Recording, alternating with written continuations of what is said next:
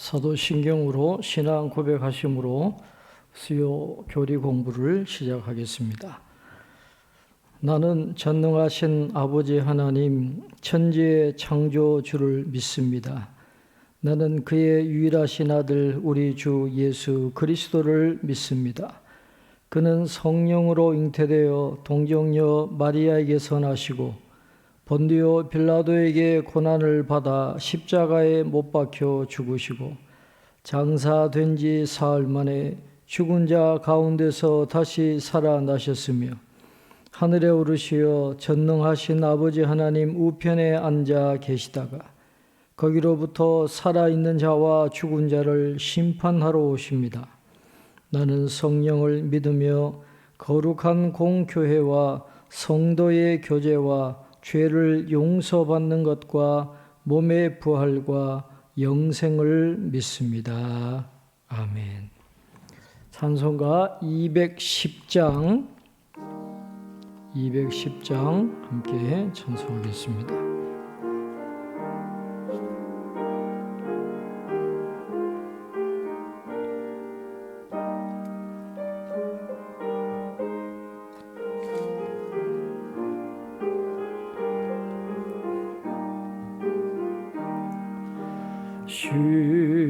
시온성과 같은 교회 그의 영광 한없다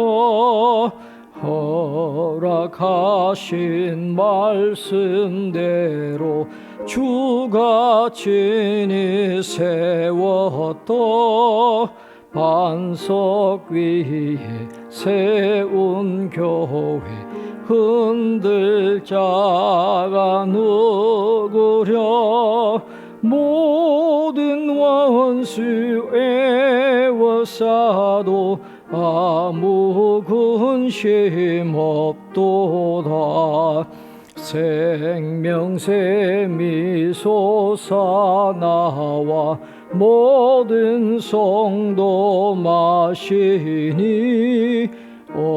언제든지 흘러넘쳐 부족함이 없도다 이런 물이 흘러가니 목마를 자 누구랴 주의 은혜 풍족하여 넘치고도 넘친다 주의 은혜 내가 받아 시온 백성 되는데 세상 사람 비방해도 주를 찬송하리라 세상 헛된 모든 영광 어째 만개 같으나 주의 자녀 받을 복은 영원 무궁하도다.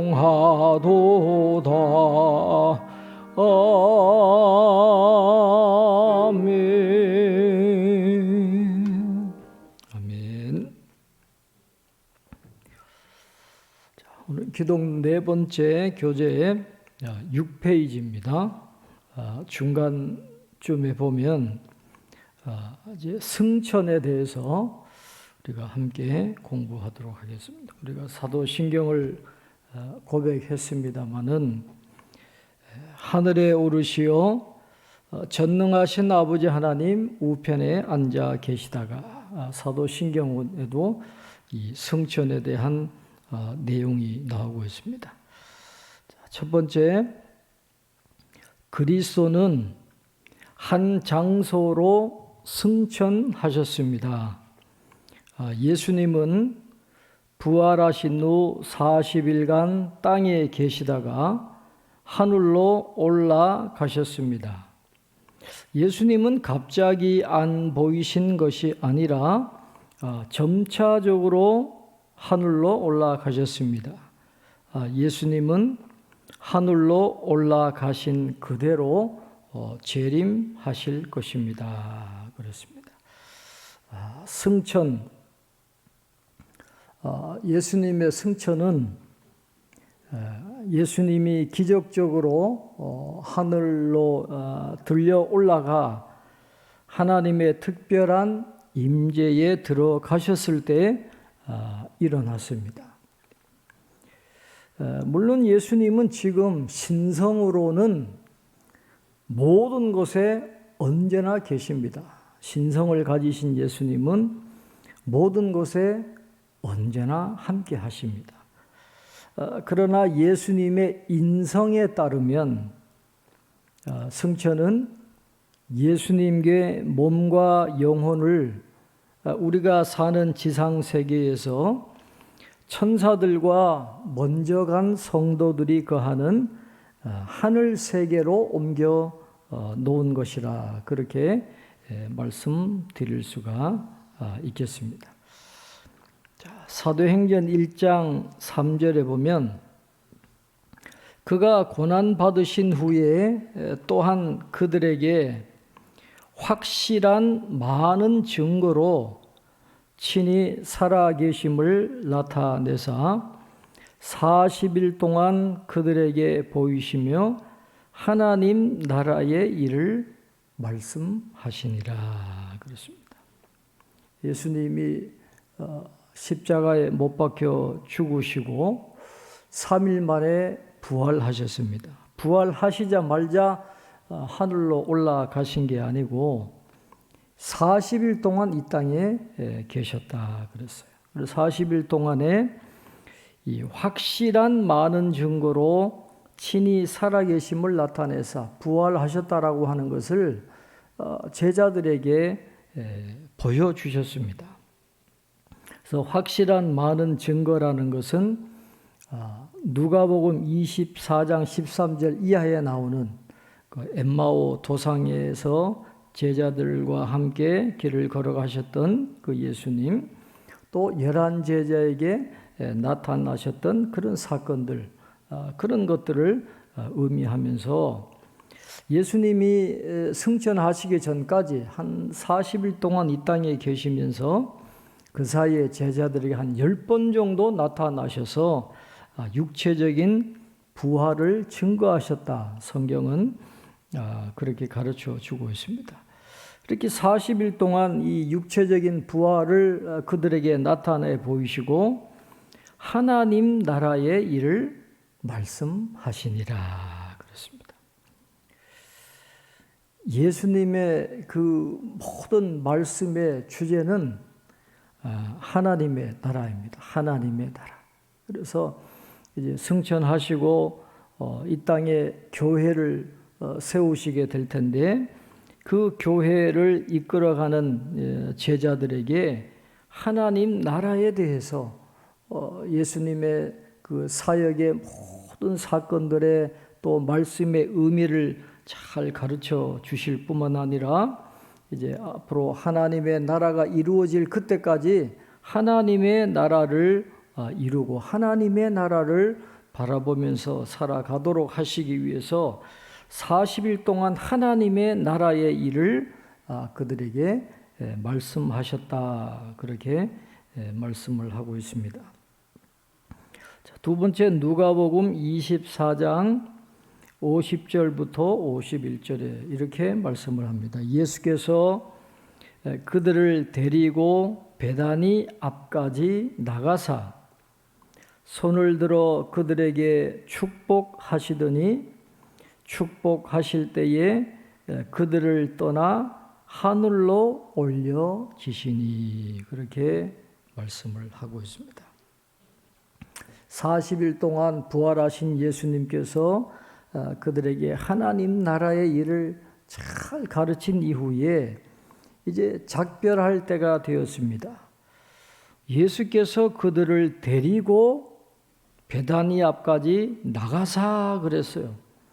데리고 나가사, 이 헬라어로 보면 여사고라는 그런 용어를 쓰고 있는데 이 70인역에서 여사고라고 하는 이 동사는 출애굽 사건을 묘사할 때 쓰였던 그런 용어입니다.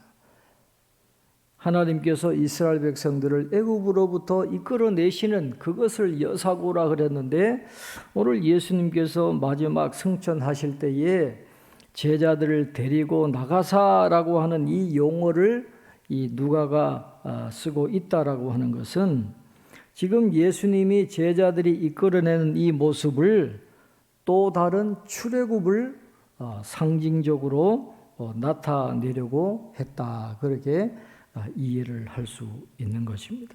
새로운 시대가 열리는 거예요. 또 다른 출애굽이 지금 예수님의 승천과 함께 시작된다라는 것을 말씀을 하고 있고, 그 다음에 승천하신 장소가 처음으로 이 베다니, 이 감람산 동쪽 기슭에 위치하고 있는 베다니에서 예수님이 승천하셨다라고 처음으로 언급을 하고 있습니다. 그래서 승천하실 때 예수님께서 손을 들어서 그들에게 축복하시고 하늘로 올라가셨다, 그렇게 말씀을 합니다. 마지막으로 그들을 위해서 이 축복을 해 주시고 예수님이 하늘로 올라가신 것인데, 예수님이 이제 마지막으로 이 제자들을 축복하신 이 장면은 이제 앞으로 제자들이 예수님을 증언하는 증인의 삶을 살아야 되는데, 그것은 인간적인 사역이 아닙니다. 인간적인 힘과 능력으로 하는 게 아니라 하늘로부터 오는 능력을 힘입어야 되기 때문에 예수님이 축복해 주셨다, 그렇게 말씀을 하고, 그리고 그 증인의 사명을 성공적으로 이루어 주시기를 간절히 바라는 마음으로 그들을 축복해 주셨습니다. 그들을 떠나서 하늘로 올려지시니, 그렇게 말씀을 합니다. 그리고 승천하신 것으로 성경은 기록을 하고 있습니다. 세 번째, 사도행전 1장 9절로 11절에 보면, 이 말씀을 마치시고 그들이 보는 데 올려져 가시니 구름이 그를 가려 보이지 않게 하더라. 올라가실 때에 제자들이 자세히 하늘을 쳐다보고 있는데, 흰옷 입은 두 사람이 그들 곁에 서서 이르되, 갈릴리 사람들아, 어찌하여 서서 하늘을 쳐다보느냐? 너희 가운데서 하늘로 올려지신 이 예수는 하늘로 가심을 본 그대로 오시리라 하였느니라, 그렇게 말씀을 합니다. 예수님이 이제 승천하시는 장면을 사도행전 1장 9절로 11절에 아주 자세하게 묘사를 하고 있습니다. 여기서 단어 하나하나가 굉장히 중요한 의미를 갖고 있어요. 이 말씀을 마치시고 그들이 보는데, 그렇습니다. 육안으로 봤어요. 그러니까 예수님의 승천은 증인들이 있다는 거예요.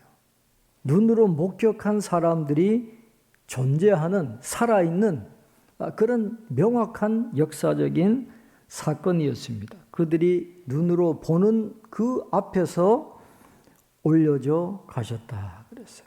그런데 구름이 그를 가리어서 보이지 않게 하더라 그랬습니다. 구름이라고 하는 건 성경에서 하나님의 임재를 상징하는 거잖아요. 하나님의 임재와 영광을 상징하는 것입니다. 하나님의 임재하심과 영광 가운데 예수님이 하늘로 올라가셨어요. 10절에 보면 올라가실 때에 제자들이 자세히 하늘을 쳐다보고 있는데 그랬어요. 올라가실 때에. 여러분, 중력의 법칙이 있잖아요. 우리가 점프를 하려고 해도 중력의 법칙 때문에 뜨지를 못합니다.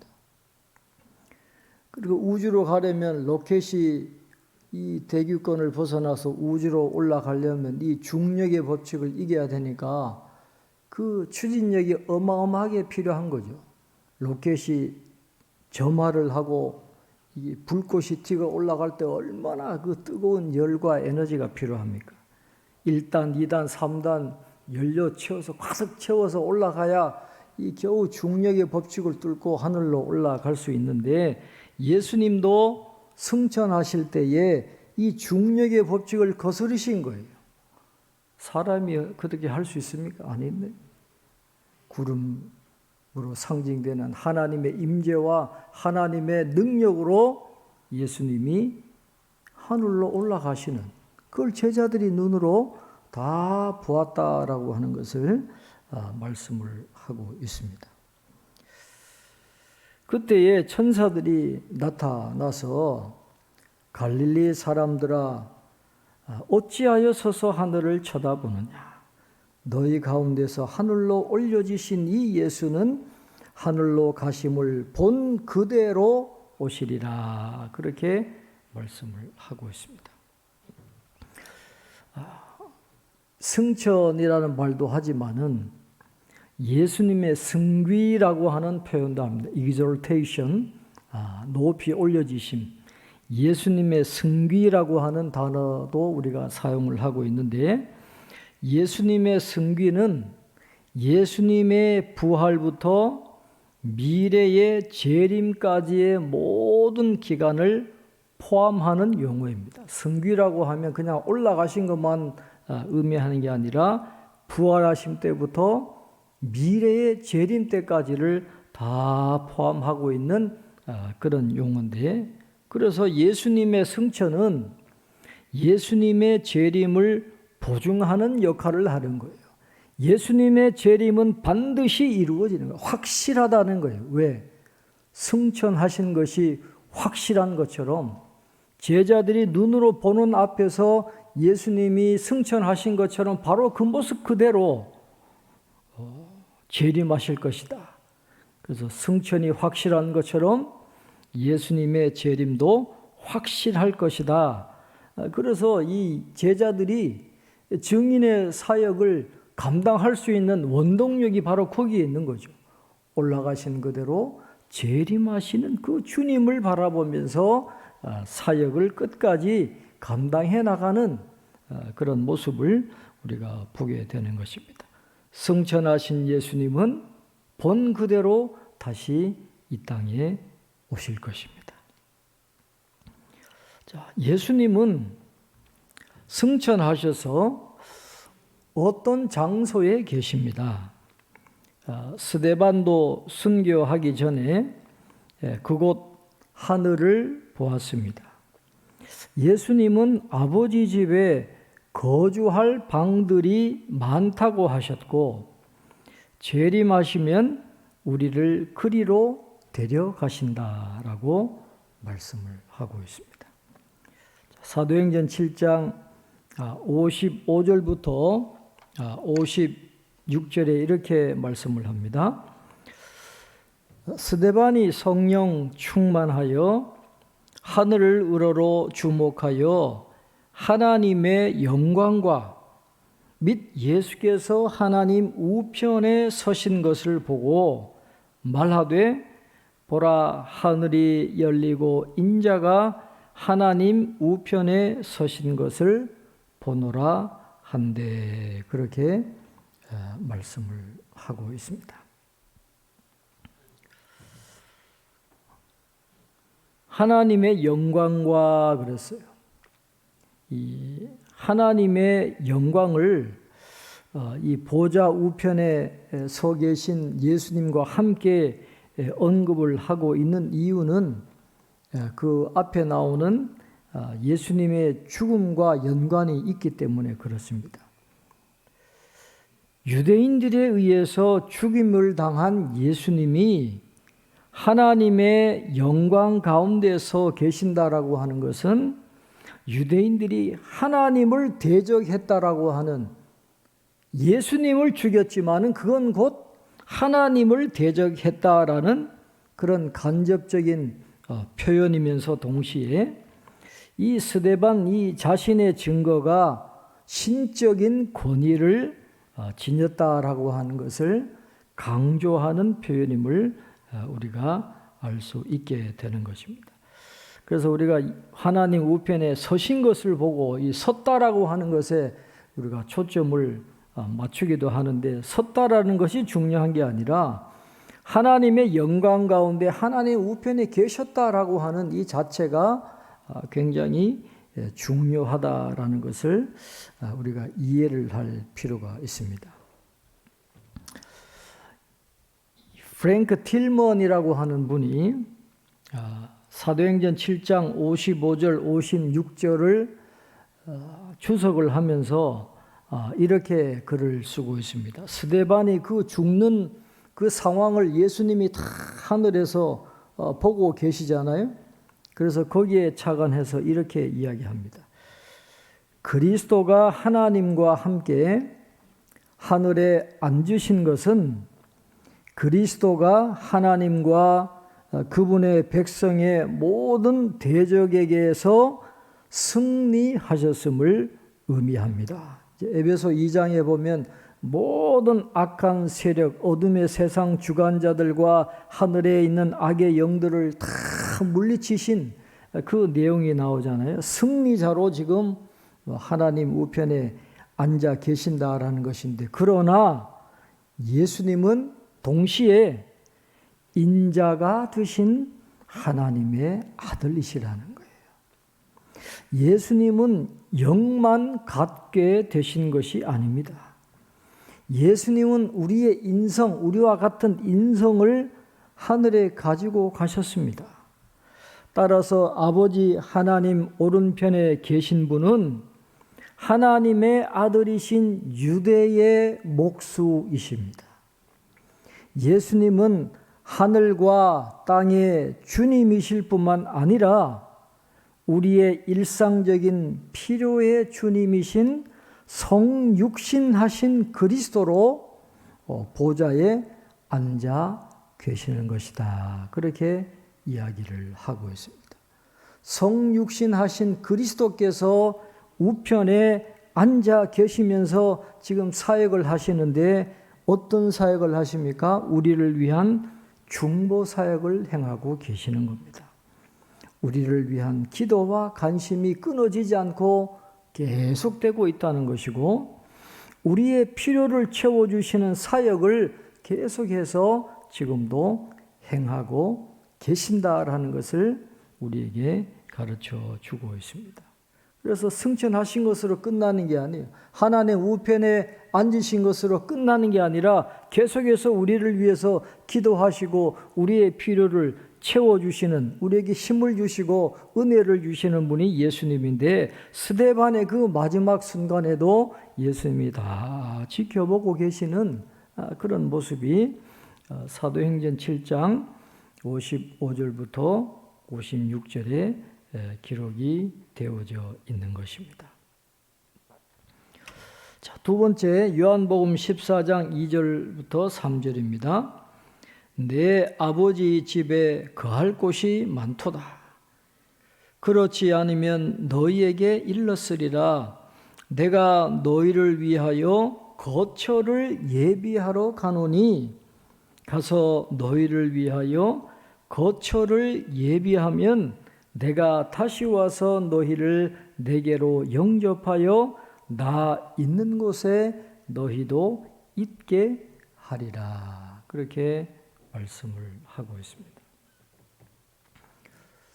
거처를 예비하러 가노니, 예수 그리스도의 승천은 거처를 예비하려는 예수님의 사업의 선행 조건이 되는 것입니다. 승천하셔야 하늘에 우리를 위한 거처를 예비하실 수 있으니까, 그래서 거처를 예비하는 그 예수님의 사업의 선행 조건은 예수님이 하늘로 올라가시는 거예요. 너희를 위하여 거처를 예비하러 가노니 하늘로 승천하시니라는 그런 뜻입니다. 그래서 나중에 우리를 위해서 거처를 예비하면 다시 와서 우리를 영접해서 예수님이 계신 그곳에 우리도 거할 수 있게 하신다. 그렇게 말씀합니다. 거처, 거할 곳, 헬라 원어로 모나이라는 단어인데 영구한 저택을 의미하는 것입니다. 우리가 이 세상에는 잠깐 살다 가는 거죠. 영원한 집이 없습니다. 그러나 하늘에는 영원한 저택이 있는 거예요. 우리가 영원히 살 저택을 하나님이 마련해 놓으셨다. 그렇게 말씀을 하고 있습니다. 지난주에 이 부활에 대한 말씀을 드렸잖아요. 무덤에서의 부활이냐, 죽음에서의 부활이냐, 세상 마지막 날에 우리가 부활하느냐, 아니면 죽는 그 순간에 부활하느냐, 이게 지금 계속해서 의논이 되고 있지만, 그러나 확실한 건 우리가 헤븐리 바디를 입는 건 확실하잖아요. 언젠가는 헤븐리 바디를 입고 부활체를 입고 우리의 변화된 몸과 영혼이 함께 주님과 살아가기 때문에 영구한 저택이 있어요. 거처가 필요하다라는 거예요. 그걸 예수님이 준비하시기 위해서 미리 승천하셨다라는 것을 성경은 우리에게 가르쳐 주고 있습니다. 그 다음 교재를 보시면 천국이 정확하게 어디라고 말할 수는 없습니다. 예수님이 엘리야처럼 하늘로 올라가셨다는 것과 새 예루살렘이 위에서 내려온다는 것은 천국이 우주의 어떤 공간임을 암시합니다. 이 넓은 어마어마한 우주에 천국이 정확하게 어딘지 우리가 알 수는 없어요. 그러나 어딘가는 존재하고 있다라는 것이죠. 첫 번째 열왕기하 2장 11절에 두 사람이 길을 가며 말하더니 불수레와 불말들이 두 사람을 갈라놓고 엘리야가 회오리 바람으로 하늘로 올라가더라 그랬습니다. 이 엘리야와 엘리사가 이제 마지막 엘리야의 마지막을 준비하면서 이제 둘이 가고 있는데 갑자기 그 두 사람을 불수레와 불말이 나타나 가지고 갈라놓는 거예요.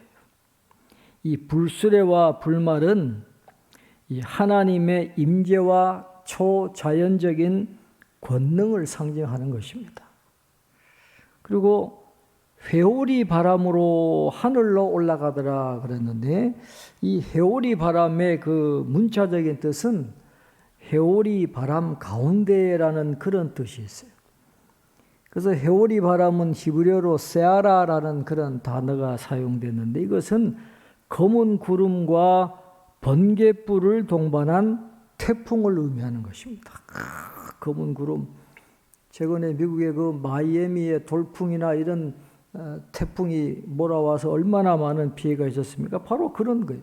검은 구름과 번갯불을 동반한 태풍이 이 두 사람 사이를 갈라 놓았는데 거기에서 회오리 바람이 생겼는데 바로 그 가운데로 엘리야가 승천했다. 하늘로 올라갔다. 그렇게 이야기하는 거예요.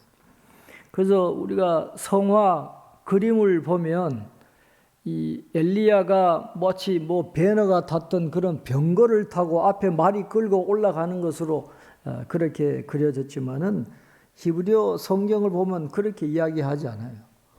불말과 불병거를 타고 갔는지 회오리 바람 가운데 타고 가운데로 해서 승천했는지 잘 모릅니다. 이야기하지 않아요.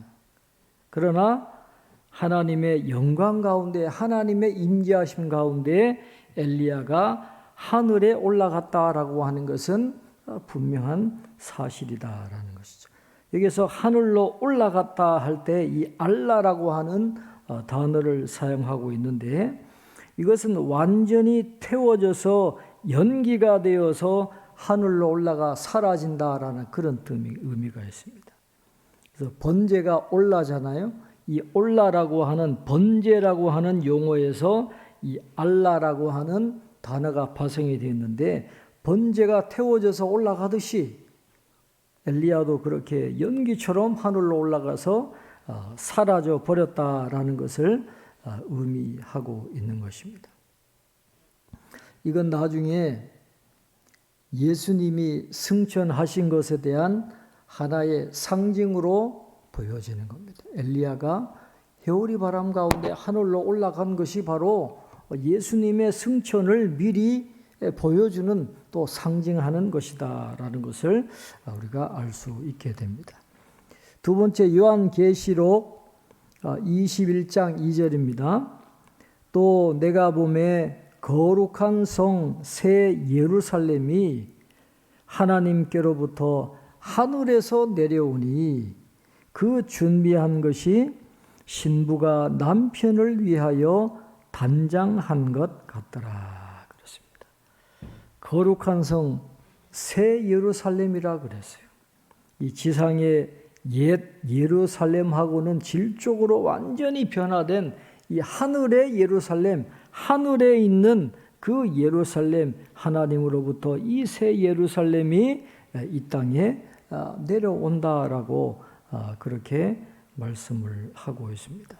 그 새 예루살렘은 하나님께로부터 하늘에서 내려오는 것입니다. 인간의 능력과 수단에 의해서 만들어진 것이 아닙니다. 죄와 사망과 모든 고통에서 완전히 분리된 곳으로 하나님이 만드신 선물이고 하나님의 거처가 되는 이 새 예루살렘이 하늘에서 하늘로부터 내려오는 것입니다.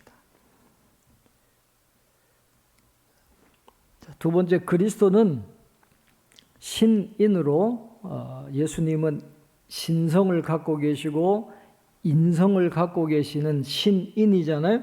그리스도는 신인으로 과거에 없었던 영광과 명예를 얻으셨습니다.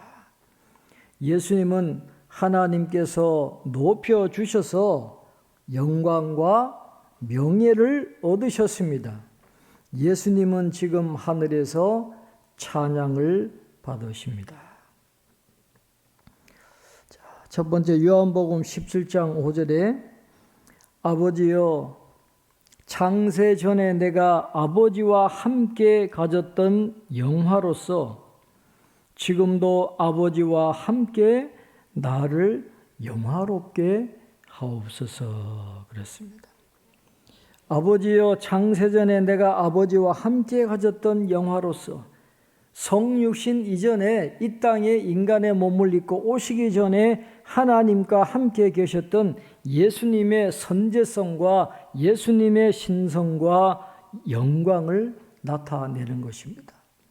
지금 이 땅에 오셔서 이제 십자가에서 죽으셔야 되는 예수님께서 내가 십자가에서 죽게 되면 아버지와 함께 나를 영화롭게 하옵소서 스스로 버리신 그 하늘 영광을 회복시켜 달라고 하는 십자가의 승리로 인해 얻게 될 영광을 주시기를 하나님께 기도하고 있는 그 장면이 나오고 있는 것입니다. 자, 두 번째 빌립보서 2장 9절입니다. 이러므로 하나님이 그를 지극히 높여 모든 이름 위에 뛰어난 이름을 주사 그랬습니다. 십자가에 죽기까지 순종하신 예수님을 하나님이 그를 지극히 높였다 그랬습니다. 가장 높은 곳으로 올리셨다라는 것이고 모든 이름 위에 뛰어난 이름을 주사 그랬습니다. 어떤 이름인지 밝히고 있지는 않지만 빌립보서 2장 11절에 보면 어떤 이름인지 우리가 알 수가 있어요. 빌립보서 2장 11절에 보면 모든 입으로 예수 그리스도를 주라 시인하여 하나님 아버지께 영광을 돌리게 하셨느니라. 그렇게 말씀합니다. 예수 그리스도를 누구라고요? 주님이다. 주라 시인하게 하셨다. 그래서 예수님께서 전 우주를 다스리는 주권을 소유하신 주님이 되셨다라는 것을 성경은 우리에게 가르쳐 주고 있습니다. 자, 세 번째 디모데전서 3장 16절입니다. 크도다 경건의 비밀이여 그렇지 않다 하느니 없도다. 그는 육신으로 나타난 바 되시고 영으로 의롭다 하심을 받으시고 천사들에게 보이시고 만국에서 전파되시고 세상에서 믿은 바 되시고 영광 가운데서 올려지셨느니라. 그렇게 말씀을 하고 있습니다. 예수님의 모든 사역이 이 디모데전서 3장 16절에 다 들어있어요. 그는 육신으로 나타난 바 되시고 인간의 몸을 입고 이 땅에 내려오신 예수님입니다. 육신을 입고 왔지만은 영으로 의롭다 하심을 받으시고 죄가 없어요. 인간의 몸을 입고 오셨지만은 죄가 없는 하나님의 아들이시라 그런 의미고 천사들에게 보이시고 예수님의 모든 생애를 천사들이 다 봤습니다. 태어나실 때도 그랬고 사단의 시험을 받을 때도 그랬고 부활하실 때도 그렇고 승천시에도 두 천사가 나타나서 제자들에게 이야기했잖아요. 천사들이 예수님의 모든 사역을 다 보았다라고 성경은 말씀을 하고 있습니다. 만국에서 전파되셨어요. 구세주이시고 주님이시라고 하는 그 믿음의 고백대로 만국에서 전파되시고 세상에서 믿은 바 되시고 예수님의 복음을 듣고 구세주로 주님으로 인정하는 그런 역사가 일어나고 영광 가운데서 올려지셨느니라 그렇게 말씀합니다. 영광 가운데 승천하셔서 하나님 우편에 앉으심으로 하나님의 나라를 다스리시는 그런 그래서 모든 인류의 찬송을 받으시기에 합당한 분이 되시는 예수님에 대해서 성경은 우리에게 가르쳐 주고 있습니다. 마지막 네 번째 계시록 5장 12절입니다. 큰 음성으로 이르되 죽임을 당하신 어린 양은 능력과 부와 지혜와 힘과 존귀와 영광과 찬송을 받으시기에 합당하도다 하더라. 그렇게 말씀을 하고 있습니다. 요한계시록이 5장 12절 말씀하고 요한계시록 7장 12절 말씀하고 비슷합니다. 요한계시록 7장 12절에 보면 이렇게 되어 있어요. 이르되 아멘 찬송과 영광과 지혜와 감사와 존귀와 권능과 힘이 우리 하나님께 세세토록 있을지어다 하더라. 아멘. 그렇습니다. 계시록 7장 12절에는 이 모든 석성이 누구에게 하나님께 있다라고 표현했지만은 그러나 계시록 5장 12절은 능력과 부와 지혜와 힘과 존귀와 영광과 찬송이 죽임을 당하신 어린 양께 있다. 그렇게 말씀을 하고 있습니다. 그러니까 하나님과 어린 양이 동일해요. 그래서 예수 그리스도는 완전하시고 충만하신 그런 속성을 갖고 계셔서 하나님과 동일하게 모든 피조물의 찬송을 받으시기에 합당하신 분이다 하는 것을 성경은 우리에게 가르쳐 주고 있습니다.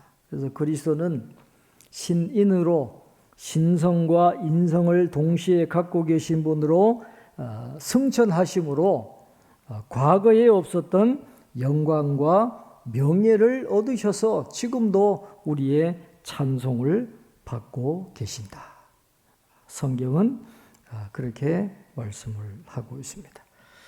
오늘은 여기까지 하고 다음 주에 이 성천을 마무리하고 이제 예수님의 직분에 대해서 함께 공부하도록 하겠습니다. 기도하겠습니다. 하나님 아버지, 이 땅의 사역을 마치시고 승천하셔서 하나님의 우편에 앉아 계셔서 우리의 주님이 되시고 구세주가 되시고 하나님의 나라를 통치하시는 예수님을 오늘 말씀을 통해서 다시 한번 배울 수 있도록 은혜 주신 것을 감사합니다.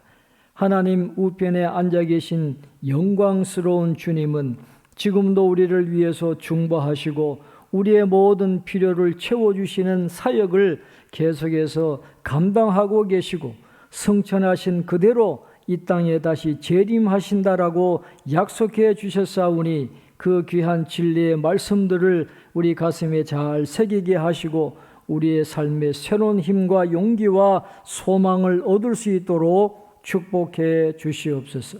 남은 한 주간도 성도님들 삶의 자리에 친히 함께 하시고 모든 것이 합력하여 선이 되게 하시는 하나님의 은혜를 경험하며 감사하며 살아가는 성도님들 다 될 수 있도록 축복해 주시옵소서. 감사하옵고 예수님의 이름으로 기도하옵나이다. 아멘.